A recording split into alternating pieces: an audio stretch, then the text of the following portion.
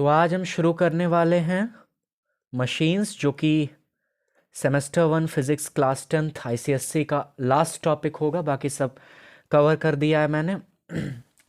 Machines क्या होते हैं? अच्छा, एक चीज़ और है कि इसी वीडियो में मैं कोशिश करूँगा कि आपका ये पूरा चैप्टर हो जाए। अगर नहीं होता है तो मैक्सिमम एक वीडियो और लगेगा ब्लॉक एंड टैकल सिस्टम के लिए। तो मैक्सिमम 2 वीडियो, नहीं तो इसी वीडियो में मैं कोशिश करूँगा कंप्लीट हो जाए। तो मशीन्स क्या होती हैं भाई? 3 इडियट्स वाली डेफिनेशन बताओ। याद है आमिर खान की 3 इडियट्स वाली definition? Machine is any device which reduces human effort, है ना? इस पे उसको डांट पड़ गई थी। तो यहां पे वो डेफिनेशन काम कर जाएगी। Machine is any device which reduces human effort. ठीक है। मशीन बेसिकली 3 चीज़ों के फॉर्म में यूज़ की जा सकती है। पहला तो फोर्स मल्टीप्लायर के रूप में यूज़ की जा सकती है, ध्यान से इसको लिख लेना।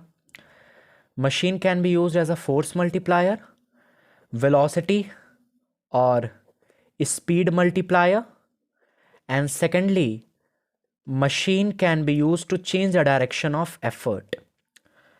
So these 3 things are there for which machine can be used as a force multiplier, as a velocity or speed multiplier, or to change the direction of effort. Now there are some terms related to machines. ठीक है, तो ये चीज़ें समझ में आ गई। Machines को 3 चीज़ों के रूप में उपयोग किया जा सकता है। फोर्स को मल्टीप्लाई करना, वेलोसिटी को मल्टीप्लाई करना, या फिर एफर्ट के डायरेक्शन को चेंज कर देना। अब कुछ टर्म्स हैं related to machines. There are some terms related to machine. You must be aware of these terms and their relations. तो terms related to machines, first term is very important, that is the mechanical advantage. Always remember, the mechanical advantage is load upon effort. Now what is this load and what is the effort? So first of all we should know what is load. Load and effort both are the forces. Basically if these two are the forces, then they would be having SI unit Newton. तो अगर मैं पूछूं आपसे कि क्या mechanical advantage की कोई unit होगी? भाई लोड भी न्यूटन में होगा, एफर्ट भी न्यूटन में होगा। न्यूटन न्यूटन ऊपर नीचे कट जाएंगे। मैकेनिकल एडवांटेज की कोई यूनिट नहीं होती, क्योंकि ये एक रेशियो है, ratio of load to effort. दिख रहा है? दिख रहा है? लोड क्या होता है? लोड है कि भाई जैसे मान लो कोई मशीन है, आपने कभी देखा होगा जैसे गाड़ी वगैरह पंक्चर हो जाती है, हैवी गाड़ियाँ होती हैं, तो उसमें आप नीचे लगाते हो एक मशीन, वो एक लीवर है बेसिकली। ठीक है, लीवर्स भी हम पढ़ेंगे, first class lever, second class lever, third class lever. वो नीचे आप एक मशीन लगाते हो, आप जो है थोड़ा सा एफर्ट लगाते हो और वो वहाँ लोड में ट्रांसफॉर्म हो जाता है। अब ये एफर्ट लोड क्या है? लोड मतलब जिसको तुम्हें उठाना है। ठीक है, जिसको तुम्हें उठाना है, ऐसा समझो बिल्कुल देहाती भाषा में, जिसको तुम्हें उठाना है वो है तुम्हारा लोड। जैसे मान लो तुम्हें गाड़ी को उठाना है तो वो लोड हो गया। जैसे मान लो तुम्हें किसी ब्लॉक को उठाना है तो वो लोड हो गया। जैसे मान लो पुली से तुमको बकेट खींचनी है फ्रॉम द वेल, है ना, फ्रॉम द कुएं में से तुमको पानी खींचना है, तो वो जो बकेट फिल्ड विद वाटर है वो क्या हो गया? लोड हो गया। लोड मतलब जिसको तुम्हें उठाना है। ठीक है ना? लोड क्या है? एक तरीके का फोर्स है, ध्यान रखना। और अगर फोर्स है तो इसकी एसआई यूनिट क्या होगी? इसकी एसआई यूनिट होगी न्यूटन। लोड मतलब आउटपुट। ठीक है, लोड मतलब आउटपुट। ठीक। अच्छा, एफर्ट क्या है? एफर्ट जो तुम मशीन पर लगा रहे हो, जो तुम मशीन पे लगाओगे, मशीन पर लगाओगे। ठीक है, तो जैसे गाड़ी तुमको उठानी है तो मशीन पर तुम थोड़ा सा फोर्स लगाते हो और वो उतनी बड़ी गाड़ी को उठा देती है मशीन। तो एफर्ट तुम मशीन पे लगाते हो और वही एफर्ट ट्रांसफॉर्म हो जाता है लोड के फॉर्म में, वो लोड को उठा देता है। ठीक है, तो मशीन पर जो लग रहा है वो क्या है? एफर्ट जो तुम लगा रहे हो, और मशीन जो लगा रही है वो क्या है? लोड। ठीक है, अच्छा, एफर्ट की भी एसआई यूनिट क्या होगी, क्योंकि ये भी एक तरीके का फोर्स है, तो इसकी भी एसआई यूनिट क्या होगी बोलो, इसकी एसआई यूनिट हो जाएगी न्यूटन। अच्छा, एफर्ट तुम किस पे लगा रहे हो, मशीन पर, तो एफर्ट क्या हो गया, इनपुट। एफर्ट क्या हो गया, इनपुट। लोड क्या हो गया, आउटपुट। आ गई बात समझ में? ठीक है, लोड क्योंकि तुम्हें उठाना है मशीन के माध्यम से, ठीक है, तो मशीन उसको उठाएगी, तो लोड को उठाना है, तो वो हो गया आउटपुट। और लोड को उठाने के लिए तुम फोर्स लगा रहे हो मशीन पर, वो हो गया तुम्हारा इनपुट, उसको हमने क्या कहा, एफर्ट। क्लियर है? अब ये जो मैकेनिकल एडवांटेज है, ये रेशियो है लोड अपॉन एफर्ट का। मैकेनिकल एडवांटेज तुम्हें क्या दिखा रहा होता है, मैकेनिकल एडवांटेज ये दिखा रहा होता है कि how many times force has increased, how many times force has increased. जैसे मान लो कोई मशीन है जो कि फोर्स मल्टीप्लायर की तरह काम कर रही है, ध्यान से सुनना मेरी बात। कोई एक ऐसी मशीन है जो कि फोर्स मल्टीप्लायर की तरह काम कर रही है, तो तुम क्या करोगे, उस पर थोड़ा सा एफर्ट तुमने लगाया मशीन पर, मान लो 5 न्यूटन तुमने एफर्ट लगाया, ये तुम्हारा एफर्ट है, और 5 न्यूटन का एफर्ट लगाते ही उसने वहाँ पर जो इफेक्ट प्रोड्यूस किया वो था 125 न्यूटन का, मतलब 125 न्यूटन का लोड उस मशीन ने उठा लिया। लोड उस मशीन ने 125 न्यूटन का उठा लिया, तुमने एफर्ट कितना लगाया, 5 न्यूटन का, तो यहाँ पर ये क्या हो जाएगा, मैकेनिकल एडवांटेज क्या हो जाएगा, लोड अपॉन एफर्ट। लोड क्या है, 125 न्यूटन, एफर्ट क्या है, 5 न्यूटन, तो यहाँ से इसको काट देंगे तो यहाँ पे कितना बचा, 25, ठीक है ना। मतलब 25 गुना तुम्हारा जो फोर्स तुमने लगाया था इनपुट में, एफर्ट तुमने लगाया था, वो 25 गुना बढ़ के लोड के फॉर्म में एग्जिबिट हो रहा है। तो ये चीज़ तुम्हें समझनी पड़ेगी कि मैकेनिकल एडवांटेज क्या है, कि कितने टाइम्स तुमने जो फोर्स लगाया वो इंक्रीज कर चुका है। ठीक है, आ गई बात समझ में? इसके बाद आता है एक और term, that is the velocity ratio. Velocity ratio दिख रहा है, दिख रहा है, ठीक है।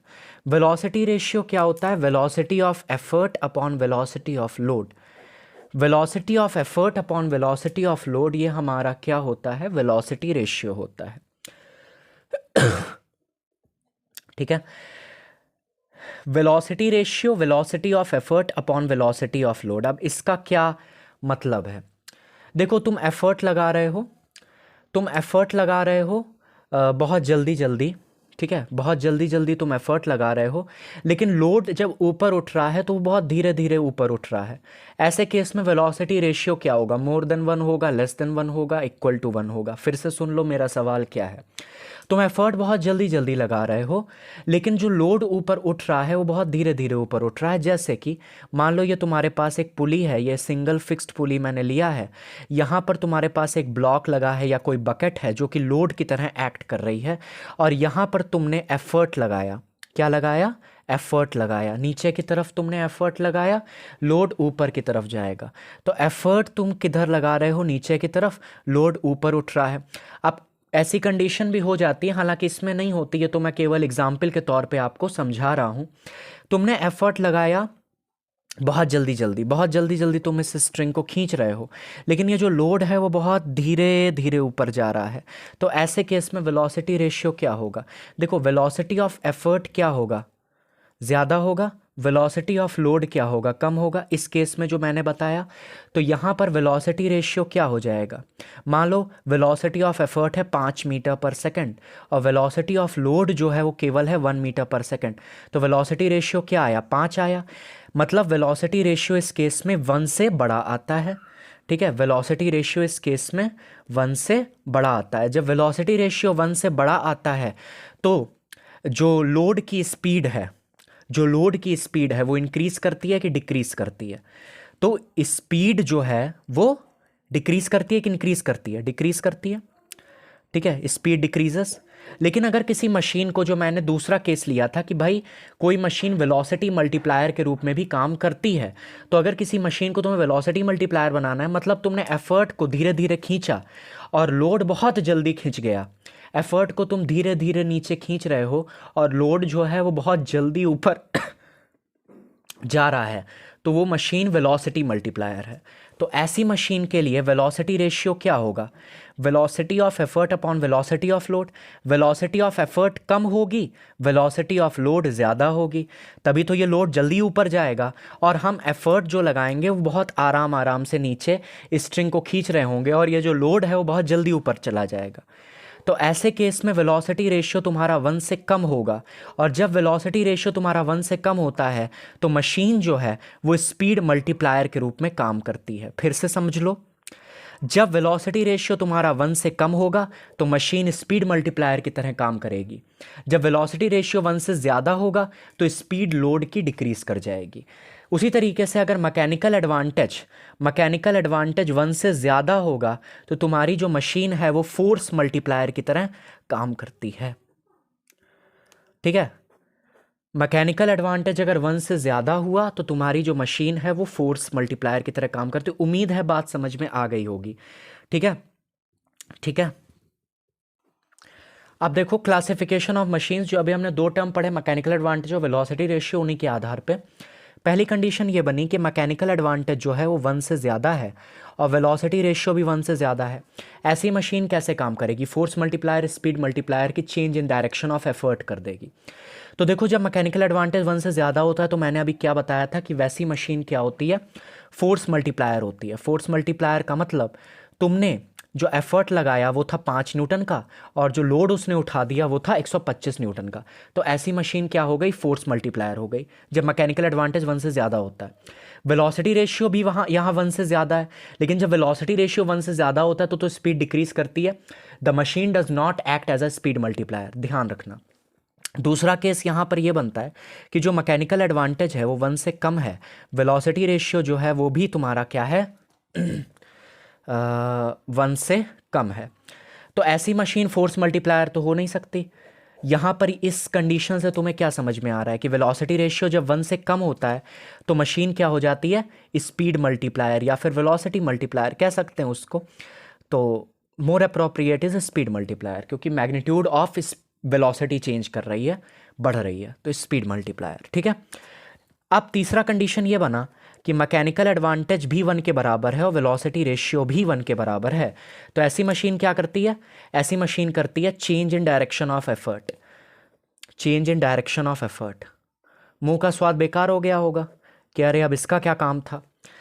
इसका काम है, देखो, अगर तुम्हारे पास एक कुआं है और कुएं में से तुम बाल्टी को निकाल रहे हो जिसमें पानी भरा हुआ है, ऐसे निकालोगे, एफर्ट ऊपर के डायरेक्शन में लगाओगे तो तुम्हारे बैक में दर्द हो जाएगा, है ना? हो जाएगा कि नहीं हो जाएगा? तुम्हारे कमर में दर्द हो जाएगा, क्योंकि ऊपर के डायरेक्शन में एफर्ट लगाना मुश्किल होता है। ध्यान दो, एफर्ट लगाना ऊपर के डायरेक्शन में मुश्किल होता है। इसी जगह पे हम क्या करते हैं? एक पुली लगा देते हैं और ये जो स्ट्रिंग है हम इस पुली के ऊपर से लेके आते हैं। अब भी हमें एफर्ट लगाना पड़ रहा है, लेकिन अब किस डायरेक्शन में लगाना पड़ रहा है? नीचे के डायरेक्शन में। अब समझ में आया? जब एफर्ट हम नीचे के डायरेक्शन में लगा रहे हैं तो वो बड़ा आसान है हमारे लिए नीचे के डायरेक्शन में एफर्ट लगाना, और वही ऊपर के डायरेक्शन में, बाप रे बाप, ठीक है, तो वो बहुत मुश्किल हो जाता है। ठीक है, और हमारे जैसे लोग हों तो कमर ही टूट जाएगी। तो ध्यान रखना, change in direction of effort ये भी कोई छोटा मोटा काम नहीं है। इसके लिए भी जो हमारे पास मशीन होती है, जैसे सिंगल फिक्स्ड पुली जो हमारे पास होता है, वो ये काम करता है। तो ये भी एक बहुत महत्वपूर्ण चीज़ है। फिर एक चीज़ आती है भाई, एफिशिएंसी। क्या होता है? एफिशिएंसी। अब एफिशिएंसी आप पढ़ चुके हो वर्क एनर्जी पावर में, जल्दी से बताओ क्या होता है? Efficiency is work output upon work input. ठीक है ना? मैं जल्दी जल्दी कवर कर रहा हूँ क्योंकि मुझे ये पूरा चैप्टर एक वीडियो में कवर करना है। अब एफिशिएंसी होता है work output upon work input. ये वर्क आउटपुट क्या होगा? वर्क क्या होता है? वर्क होता है फोर्स इनटू डिस्प्लेसमेंट। आउटपुट में कौन सा फोर्स था? अभी मैंने बताया था आउटपुट वाला कौन सा फोर्स था? लोड। ठीक है, तो लोड, फोर्स, लोड, डिस्प्लेसमेंट मतलब डिस्प्लेसमेंट ऑफ लोड। ठीक है, इनपुट में तुमने कौन सा फोर्स लगाया था? Effort. Effort into displacement of effort. अरे बोलो, समझ में आ रहा है कि नहीं? भाई यहाँ पर लोड, तो लोड के साथ किसका डिस्प्लेसमेंट लोगे? डिस्प्लेसमेंट ऑफ लोड ही तो लोगे। एफर्ट के साथ किसका डिस्प्लेसमेंट लोगे? डिस्प्लेसमेंट ऑफ एफर्ट ही तो लोगे। तो इसमें इतना परेशान होने वाली कौन सी बात है? परेशान तो नहीं हो? ठीक। अब देखो मैं थोड़ा सा इसको रीअरेंज कर रहा हूँ और कुछ नहीं कर रहा हूँ। Load upon effort into 1 by D E upon D L, 1 upon D upon D L, देखो यही आ जाएगा, फिर से यही आ जाएगा क्या, load upon effort into 1 by D L, D L ऊपर चला जाएगा, डी एल अपॉन डी जो यहाँ था उसी को थोड़ा सा रीअरेंज करके लिख दिया है। ठीक है, लोड अपॉन एफर्ट क्या होता है बोलो, mechanical advantage, displacement of effort upon displacement of load. देखो आपने पढ़ा था कि वेलोसिटी रेशियो क्या होता है, वेलोसिटी रेशियो होता है velocity of effort upon velocity of load. Velocity का फॉर्मूला क्या होता है, वेलोसिटी क्या होता है, डिस्प्लेसमेंट अपॉन टाइम, तो displacement of effort per unit time upon displacement of load per unit time. Velocity क्या होता है, डिस्प्लेसमेंट अपॉन टाइम, ठीक है, तो displacement of effort per unit time divided by displacement of load per unit time, T से T मर गया, क्या आ गया, डीई बाय डी एल। मतलब डीई बाय डी एल की जगह पे हम क्या लिख सकते हैं, वी आर, मतलब वेलोसिटी रेशियो। तो मैकेनिकल एडवांटेज हो गया load upon effort into 1 by D E by D L, और डीई बाय डी एल हमारा क्या है, वेलोसिटी रेशियो, हमने नीचे लिख दिया वेलोसिटी रेशियो। ये किसके बराबर है, एफिशिएंसी के बराबर है, ईटा के बराबर है। आ गई बात समझ में। तो ये फॉर्मूला तुम्हें ध्यान रखना है। वैसे तो अब डेरिवेशन आएगी नहीं क्योंकि एमसीक्यू बेस्ड पेपर है, लेकिन फिर भी जब सब्जेक्टेड टाइप ऑफ पेपर होता था तो ये डेरिवेशन बहुत बार पूछी गई है बोर्ड में, तो ध्यान से इसको कर लो। Efficiency is equal to mechanical advantage upon velocity ratio. तो मैंने जो फॉर्मूले बताया एक बार फिर से ध्यान रखना। पहला है mechanical advantage load upon effort, velocity ratio velocity of effort upon velocity of load, and eta that is efficiency is mechanical advantage upon velocity ratio. एक चीज और ध्यान रखो, कभी कभी पे ऐसा आ जाता है, दिख रहा है eta is equal to mechanical advantage upon velocity ratio. ऐसा होगा तो जो तुम्हारा ईटा आएगा या एफिशिएंसी आएगी वो ऐसे आएगी 0.8, 0.9, इस तरीके से आएगी 0.7। इसी को अगर हम ऐसे लिख दें, efficiency is equal to mechanical advantage upon velocity ratio into 100, ठीक है, तो ये परसेंटेज में आ जाती है, एफिशिएंसी यहाँ से परसेंटेज में निकल आती है। तो 0.8 इंटू 100 क्या हो जाएगा 80%, 0.9 इंटू 100 क्या हो जाएगा 90%, 0.7 इंटू 100 70%। तो है वही चीज़, 100 से मल्टीप्लाई कर देते हैं तो परसेंटेज में एफिशिएंसी निकल आती है, नहीं तो ऐसे निकलती है। ठीक है, ध्यान रखना। ओके, अच्छा, बोर्ड में एक सवाल और बहुत बार पूछा गया है, मैकेनिकल एडवांटेज, वेलोसिटी रेशियो और एफिशिएंसी में इन तीनों में कौन सी ऐसी क्वांटिटी है जो कांस्टेंट रहती है, हमेशा कांस्टेंट रहती है, बदलती नहीं है, ऐसी कौन सी क्वांटिटी है। तो ध्यान रखना, वेलोसिटी रेशियो हमेशा क्या रहता है, कांस्टेंट रहता है फॉर अ पर्टिकुलर मशीन। कोई एक मशीन है तो उसका वेलोसिटी रेशियो हमेशा क्या रहेगा, कांस्टेंट रहेगा। ठीक है, बाकी मैकेनिकल एडवांटेज भी बदल जाता है, एफिशिएंसी बदल जाती है, लेकिन वेलोसिटी रेशियो, बोलो, वेलोसिटी रेशियो हमेशा कांस्टेंट होता है। अब ये है एक पेटेंटेड सवाल, ठीक है, 2011 में पूछा गया, 2014 में पूछा गया, 2015 में पूछा गया। आइडियल मशीन और प्रैक्टिकल मशीन में क्या अंतर होता है, what is the principle of ideal machine. इस पे बहुत सारे सवाल बनते हैं। तो देखो, आइडियल मशीन में जो मैकेनिकल एडवांटेज होता है, आइडियल मशीन में जो मैकेनिकल एडवांटेज होता है वो वेलोसिटी रेशियो के बराबर होता है। मैकेनिकल एडवांटेज वेलोसिटी रेशियो के बराबर होता है, इसी को कहते हैं प्रिंसिपल ऑफ आइडियल मशीन। अगर कोई आपसे पूछे कि what is the principle of ideal machine, तो यही लिख देना, mechanical advantage is equal to velocity ratio, work output is equal to work input, work output is equal to work input, efficiency हमेशा आइडियल मशीन की 100% होती है। ठीक है, एफिशिएंसी हमेशा आइडियल मशीन की 100% होती है। समझ में आ गई बात। अब आता है प्रैक्टिकल मशीन की बात। तो यहाँ पे मैकेनिकल एडवांटेज वेलोसिटी रेशियो के बराबर, यहाँ पर जो मैकेनिकल एडवांटेज होता है वो वेलोसिटी रेशियो से कम होता है। एफिशिएंसी कभी प्रैक्टिकल मशीन की 100% नहीं हो सकती, हमेशा 100 से कम ही रहेगी। तो एफिशिएंसी का फॉर्मूला मैंने क्या बताया था, mechanical advantage upon velocity ratio. तो अगर इसको 1 से कम होना है तो मैकेनिकल एडवांटेज को वेलोसिटी रेशियो से छोटा होना पड़ेगा, वही तो दिख रहा है।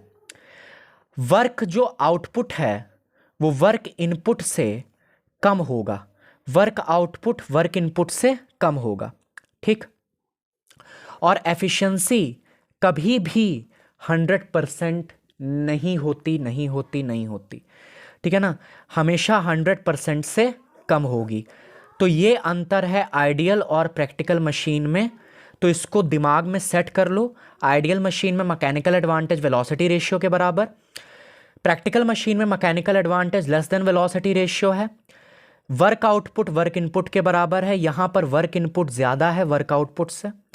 और तीसरे केस में जो एफिशिएंसी है वो 100% है, यहाँ पर एफिशिएंसी कभी भी 100 नहीं पहुँचती, 100 से कम ही रहती है। या आइडियल मशीन एग्जिस्ट ही नहीं करती, प्रैक्टिकल मशीन एग्जिस्ट करती है। तो आपसे कोई डिफरेंस पूछेगा तो आप बता ले जाओगे, मुझे लगता है आप बता ले जाओगे। आगे बढ़ने वाले हैं, लीवर्स पे मूव ऑन कर रहे हैं, ठीक है ना। तो लीवर्स हम पढ़ने वाले हैं, उसके बाद पुलिस पे आएंगे, ठीक। नेक्स्ट टॉपिक है मशीन्स में, वो है लीवर्स। हमें लीवर्स पढ़ने हैं और फिर अगला जो टॉपिक आएगा वो है पुलिस, फिर हमको पुलिस पढ़ने होंगे, ठीक है। तो इंक्लाइन प्लेन हट चुका है आपके सिलेबस से, तो मौज करिए। लीवर क्या होता है ज़रा सुनो, लीवर क्या होता है। लीवर में तुम्हारे पास एक इस तरीके से रॉड जैसा होता है, कुछ ऐसे समझ सकते हो, जहाँ पर इस तरीके से फलक्रम तुम्हारा यहाँ पर कोई कुछ है होता है लोड टाइप से, और यहाँ पर तुम एफर्ट लगा रहे होते हो। दिख रहा है, दिख रहा है, दिख तो रहा है। तो एक तरफ तुम्हारा लोड है, एक तरफ तुम्हारा एफर्ट है। फलक्रम हमेशा बीच में हो ऐसा ज़रूरी नहीं, फलक्रम साइड में भी हो सकता है। तो 3 तरीके के लीवर आपको पढ़ने हैं, class 1, class 2, class 3। Class 1 lever, class 2 lever और क्लास 3 लीवर। क्लास 1 लीवर में फलक्रम बीच में होता है, क्लास 2 लीवर में लोड बीच में होता है, क्लास 3 लीवर में एफर्ट बीच में होता है। तो FLE फ्ली से इसको याद कर लेना। क्लास 1 लीवर में कौन बीच में, फलक्रम। क्लास 2 लीवर में कौन बीच में, लोड। क्लास 3 लीवर में कौन बीच में, एफर्ट। ये जो मैंने लीवर बनाया है ये कौन सा लीवर है, फलक्रम बीच में है, तो इस वजह से ये कौन सा लीवर हो गया तुम्हारा, क्लास 1 लीवर। तो ये पहचानने को बहुत आता है कि कौन सा ये लीवर है, क्लास 1 लीवर है कि क्लास 2 लीवर है, ठीक है। अब आपको पढ़ना है प्रिंसिपल ऑफ लीवर।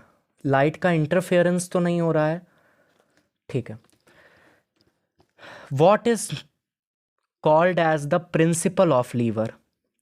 अभी हमने पहले पढ़ा मैकेनिकल एडवांटेज। मैकेनिकल एडवांटेज किसी मशीन का क्या होता है, लोड अपॉन एफर्ट। लीवर के केस में, इन केस ऑफ लीवर, ये केवल लीवर का केस में बता रहा हूं, इन केस ऑफ लीवर्स जो तुम्हारा मैकेनिकल एडवांटेज होता है ना, ध्यान से, effort arm upon load arm.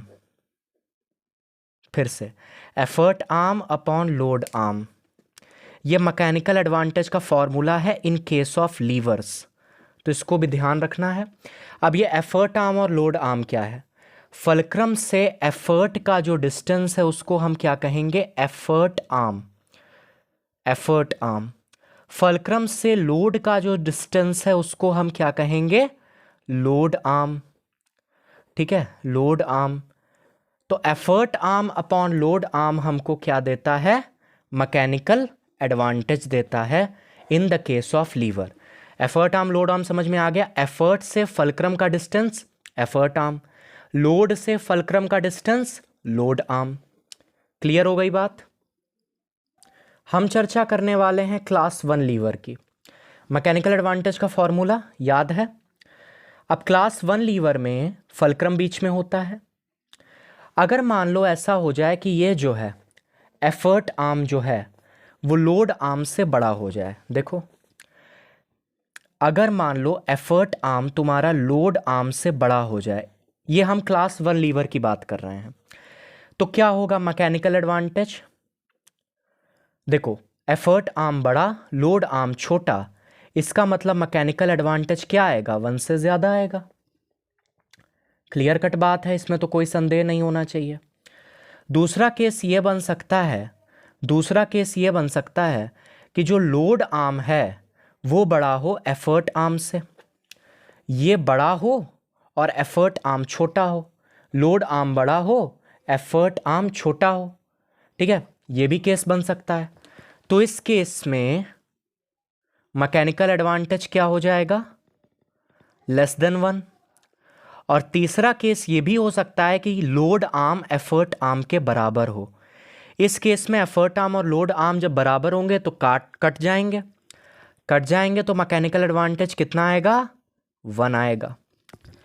देखो, मैकेनिकल एडवांटेज जब 1 से ज़्यादा होता है तो मशीन कैसे काम करती है? एज अ फोर्स मल्टीप्लायर, बता चुका हूं पहले ही। इस केस में जो लीवर है तुम्हारा वो क्या काम करेगा? इस केस में जो तुम्हारा लीवर है, जब मैकेनिकल एडवांटेज 1 से कम है तो तुम्हारा लीवर कैसे काम करेगा? स्पीड मल्टीप्लायर के रूप में। और अगर मैकेनिकल एडवांटेज 1 के बराबर है तो लीवर कैसे काम करेगा?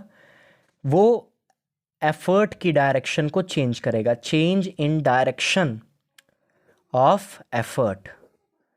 ठीक है ना? तो ये तीनों ही चीज़ें किसके लिए हैं? क्लास 1 लीवर के लिए हैं। क्लास 1 लीवर में एफर्ट आर्म अगर लोड आर्म से बड़ा होगा तो मैकेनिकल एडवांटेज 1 से ज़्यादा होगा, तब वो जो तुम्हारा लीवर है वो फोर्स मल्टीप्लायर के रूप में काम करेगा।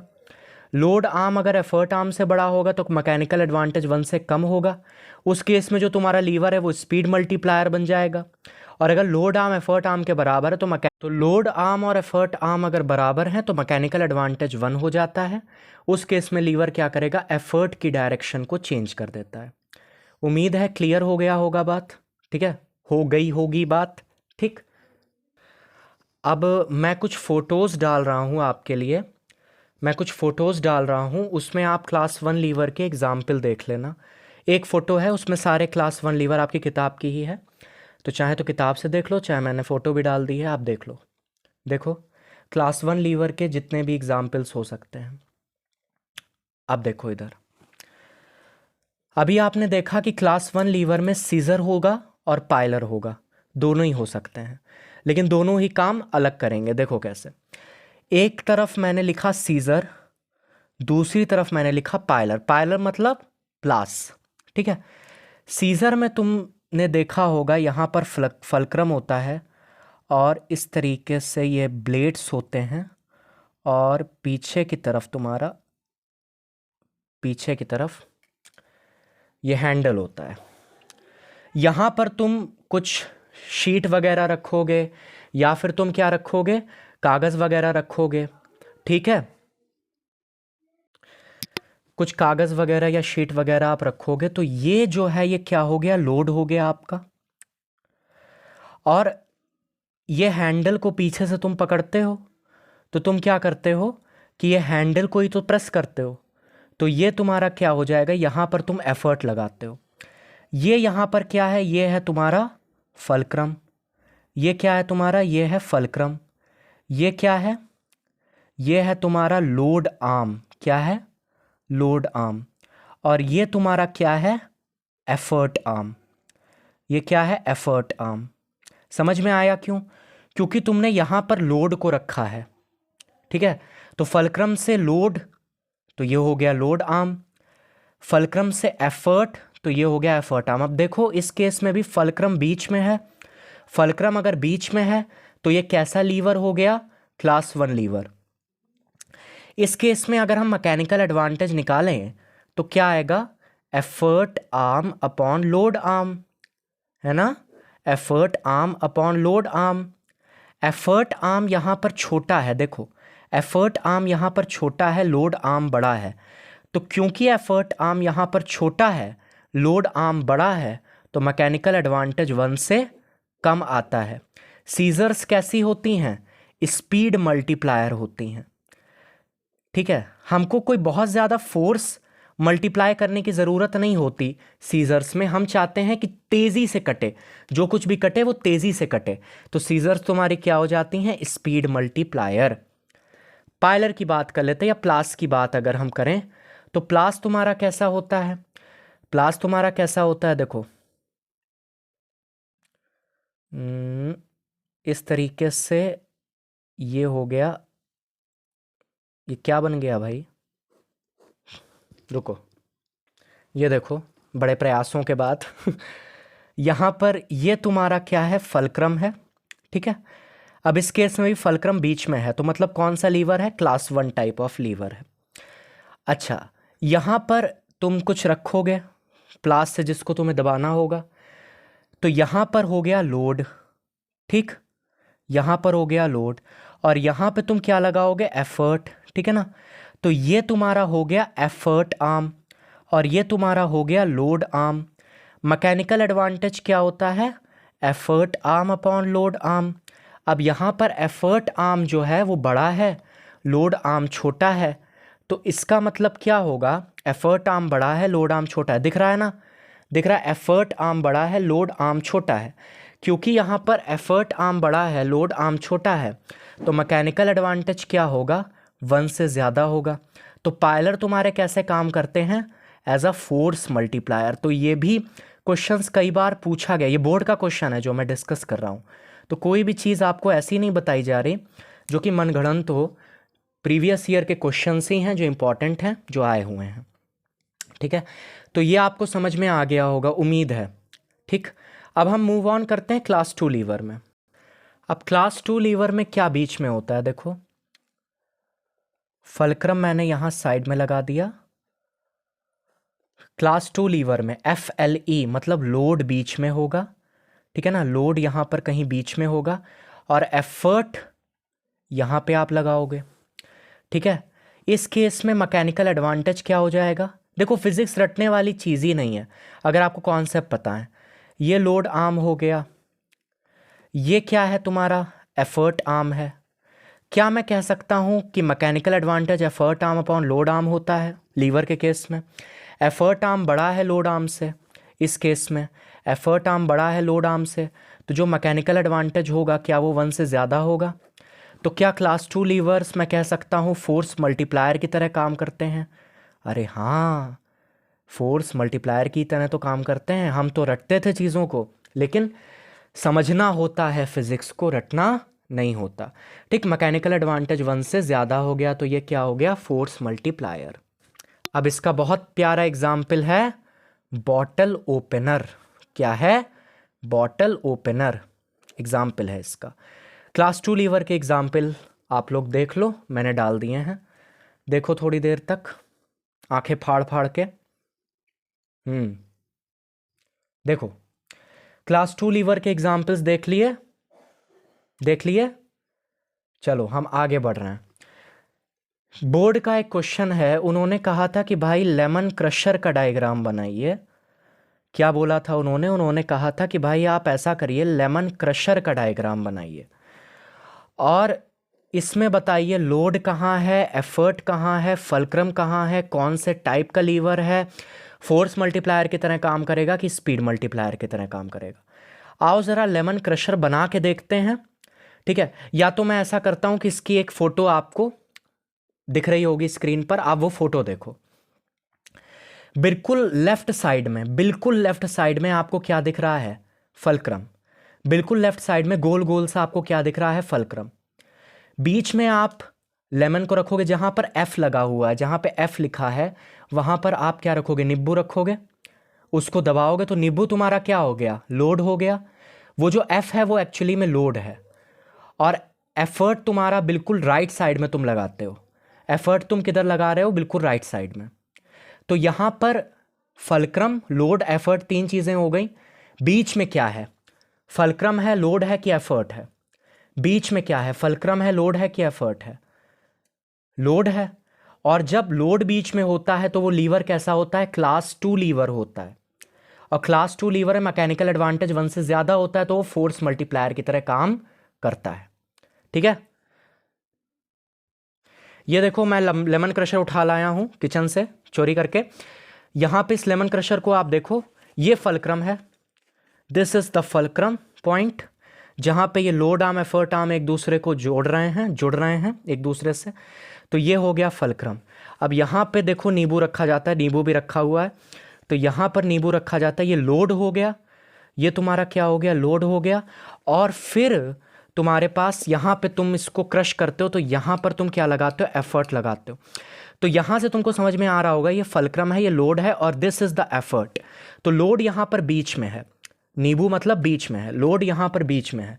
लोड बीच में है तो कौन से टाइप का लीवर है, क्लास 2 टाइप का लीवर है, फोर्स मल्टीप्लायर की तरह काम करता है। हम यहाँ पे छोटा सा फोर्स लगाते हैं और वो लेमन को, ऐसे लेमन को क्रश करना मुश्किल होता है, ज़्यादा फोर्स लगाना पड़ेगा, तो यहाँ पे हम छोटा सा एफर्ट लगाते हैं और वो बहुत बड़े लोड को बैलेंस कर लेता है, मतलब लेमन को क्रश कर देता है। ठीक है ना, बहुत कम एफर्ट में, बहुत कम फोर्स में।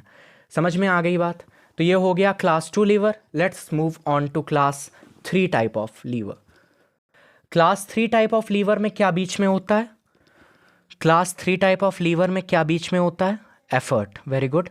तो यहाँ मैंने लगा दिया फलक्रम, यहाँ पर मैं लगाऊंगा एफर्ट, और यहाँ पे तुम्हारे पास क्या हो जाएगा, लोड हो जाएगा शायद। ठीक है, बस ये ध्यान रखना है कि बीच में क्या होता है, एफर्ट। अब यहाँ पर ये जो है, ये तुम्हारा क्या है, एफर्ट आर्म, ये क्या है, लोड आर्म। ठीक, मैकेनिकल एडवांटेज क्या होगा, effort arm upon load arm. अब एफर्ट आर्म लोड आर्म से छोटा है तो मैकेनिकल एडवांटेज क्या आएगा, 1 से छोटा आएगा। तो ऐसे लीवर्स तुम्हारे क्या होते हैं, वेलोसिटी मल्टीप्लायर होते हैं, या स्पीड मल्टीप्लायर हम इनको कह सकते हैं। तो क्लास 3 टाइप ऑफ लीवर तुम्हारे क्या हो गए, वेलोसिटी मल्टीप्लायर या स्पीड मल्टीप्लायर। इसका एग्जाम्पल जो बहुत पॉपुलर है वो है शुगर टोंग, उससे जिससे आप शुगर को पकड़ते हो, शुगर टोंग, या फिर इसको कभी कभी एग्जाम में फायर टोंग के नाम से भी आ जाता है। ये भी मिल गया देखो सब कुछ मिल रहा है आज। तो यहां पर देखो ये तुम्हारा फलक्रम है, ऐसे देखो ये फलक्रम हो गया। ठीक, यहां पर तुम क्या करते हो, एफर्ट लगाते हो, और यहां पर तुमने क्या रखा होगा, कोई शुगर का छोटा सा पीस रखा होगा, तो ये तुम्हारा क्या हो जाएगा, लोड हो जाएगा। तो ये एफर्ट है and this is the fulcrum and this is the load. तो एफर्ट आर्म यहां से यहां तक, लोड आर्म यहां से यहां तक। तो लोड आर्म बड़ा है एफर्ट आर्म से, तो उस केस में मैकेनिकल एडवांटेज 1 से क्या हो गया, कम हो गया। तो उम्मीद है ये तीनों तरीके के लीवर्स आपको समझ में आ गए होंगे। क्लास 3 लीवर के एग्जाम्पल मैं डाले दे रहा हूँ, ज़रा आंखें फाड़ के उनको देख लो। उसके बाद में जो ह्यूमन बॉडी से रिलेटेड एग्जाम्पल्स हैं class 1, class 2, class 3 type of levers के, वो भी मैंने डाल दिए हैं, देख लो देख लो। Class 1, class 2, class 3 type of levers के जो एग्जाम्पल हैं ह्यूमन बॉडी में, वो भी आप देख लो, एक बार याद कर लेना उनको। ठीक है, वो आपकी किताब के ही हैं सारे एग्जाम्पल्स, तो आप उनको देख लो। ठीक है, मैंने सारी चीज़ें आपको समझा दी हैं। क्लियर है बात, आगे बढ़ें। तो अब इस लेक्चर को हम यहीं पे रोक देते हैं, शायद आपके लिए बहुत बड़ा लेक्चर हो गया होगा, और एडिट करने में बहुत बड़ा अगर हो जाता है कोई वीडियो तो दिक्कत भी होती है। मैं इस वीडियो को यहीं पे रोक रहा हूँ। अगले वीडियो में हम पुली डिस्कस करेंगे और block and tackle system discuss करेंगे। ठीक है, तो पढ़ाई करते रहें। All the very best. जो पीछे पढ़ाया है उसको ध्यान से, जो भी पिक्चर्स उसमें आपको दिखी हैं आप फोटोकॉपी करके चिपका लेना अपने जहाँ पे भी आप नोट्स बना रहे हो। तो अगले लेक्चर में हम पुलीज लेके आ रहे हैं आपके लिए, तब तक के लिए पीछे का रिवाइज कर लो। All the very best.